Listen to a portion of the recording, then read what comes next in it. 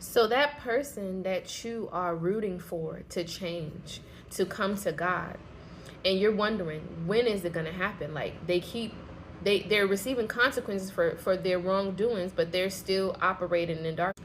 And you're just counting down the days and the moments like, well, they're still operating in darkness. They see the signs, they see the error of their ways, but they're still choosing the evil. They're still choosing the wrong path. They're still choosing the wrong way.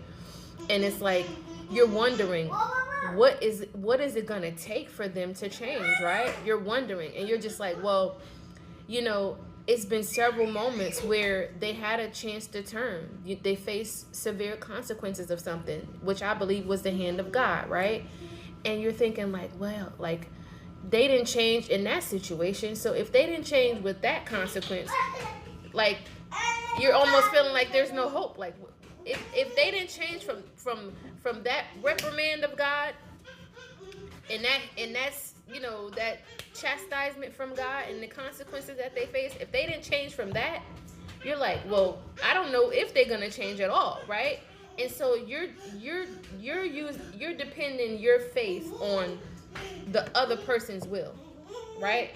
On the person's will. And God is saying it's not based on your will and how bad you want them to change and how much you preach to them and how much you show them what's good and what's not, and how you live, and you get me saying, and in the example of how you live. And it's not even them thinking that they got it under control and they're gonna continue to make their own decisions, right? And because God says a man's steps is ordered, right, by God. And it also says that everything is, there's a verse that talks about that God, like, you could say, oh, I'm gonna go into this city today and tomorrow and I'm gonna do this and I'm gonna do that. And the Bible says, what you should be saying is, if the Lord wills, right? And so we know God orders every man's step, right?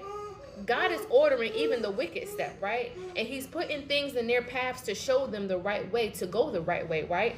And yes, they are choosing wickedness. They're still choosing the bait of the enemy, right?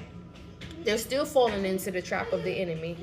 But you have to realize that just as you came to Christ, they will, right? You kept falling into traps. You kept falling short.